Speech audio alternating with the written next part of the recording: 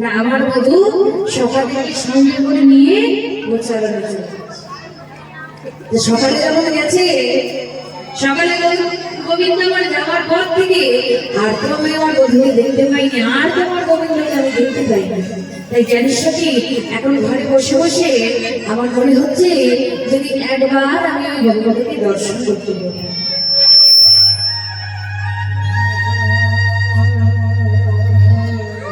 তাই কি করছে না রাধারানী ললিতাকে ডেকে বলছে, ললিতা ও বিশাখা, শোন ললিতা, শোন বিশাখা, একটা কথা বলি। কি কথা? কি কথা জানি? আজ যখন আমার গোবিন্দ সখাদেরকে সঙ্গে করে নিয়ে গোচারণে যাচ্ছিল না, তখন কি জানিস আমার বধূকে দেখতে কেমন লাগছিল, আমার বধূ কেমন ভাবে যাচ্ছিল। বলছে সুন্দর করে অঙ্গে ভঙ্গি রঙ্গ করে করে ধেনুদেরকে সঙ্গে করে নিয়ে চলে যাচ্ছে গোচারণ। এক বলছে রাধিকার উপসে কি করলেন, এবার রাধিকার উপসে লইয়া তুলসে কহয়ে মনের কথা,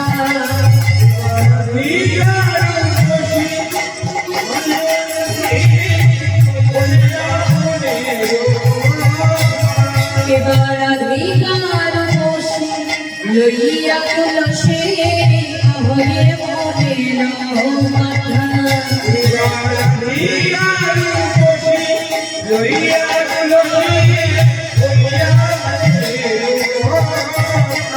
বলিয়া তুমি কাননে গমন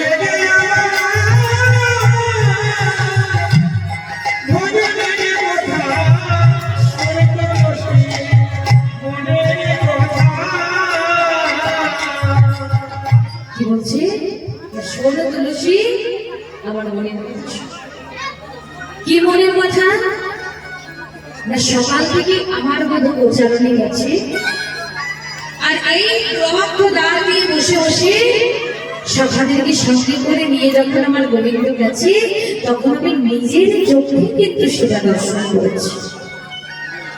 কিন্তু জানি এখন আমার বন্ধু যে কোন বনে গিয়ে কোথায় আছে, এখন গিয়ে কোথায় বা খুঁজবো, কোথায় বা যাবো?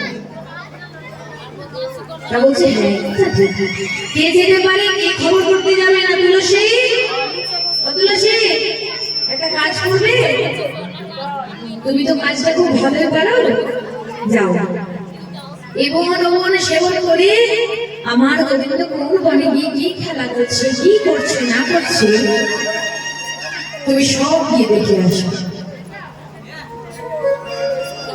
বুঝেছো? হ্যাঁ দেখে আসবো, ঠিক আছে তাই বলে।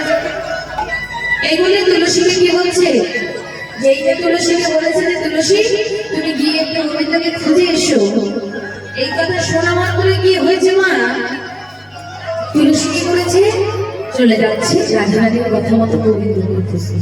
কোথায় যাচ্ছে গো, কি বলছে, শুনিয়া তুলসী মনেতে হারসে, শুনিয়া তুলসী মনেতে হারসে, নারায়ণ মনে, শুনিয়া তুলসী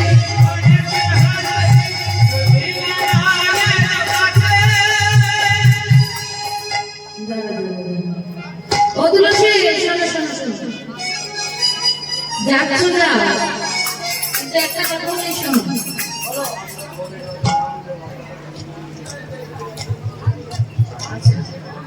বিশেষ ঘোষণা, 56 ভোগ নেওয়ার জন্য, প্রসাদ পাওয়ার জন্য যারা নাম লিখিয়েছেন তাদের কাছে বিশেষ অনুরোধ, তারা যত শিল্পী সম্ভব মন্দিরে গিয়ে প্রসাদ গ্রহণ করে দিন। যারা 56 ভোগ নেওয়ার জন্য নাম দিয়েছেন, নাম লিখিয়েছেন, তারা যত তাড়াতাড়ি সম্ভব মন্দিরে এসে প্রসাদ গ্রহণ করে যান। জানি জানি তুলসী শোনো, একটা কথা বলবো। কি কথা বলো তো, বলি যাচ্ছ যাও, তাতে কোনো ক্ষতি নেই, যাচ্ছ যাও তাতে কোনো ক্ষতি নেই, কিন্তু একটা কথা খুব ভালো করে মনে রেখো, কার কাছে যাচ্ছ জানো, জানো না, সে হচ্ছে চতুরের শিরোমণি কানা। জানো না সে কেমন, সময় বুঝিয়া সদস হইয়া, সময় বুঝিয়া সদস হইয়া, বিনা বলো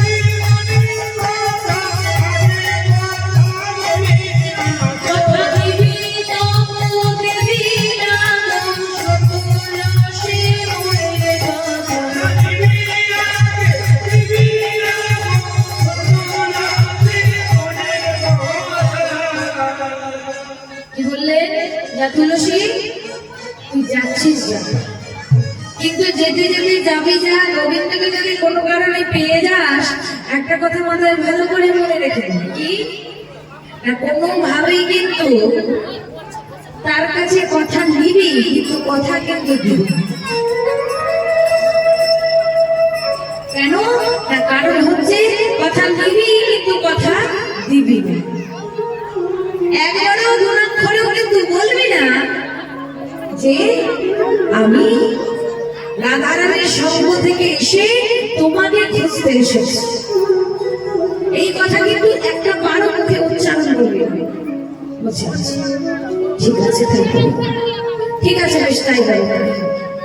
এবার যেইটাই কথা বলেছে যে ঠিক আছে তাই হবে, এবার তুলসী কি করেছিল না, তুলসী চলে যাচ্ছে কৃষ্ণকে খুঁজতে খুঁজতে যাচ্ছে। আর পথে কি আর তুলসী সখী এমনি এমনি যায়, কেন না, গোবিন্দকে যদি হঠাৎ করে ডাকে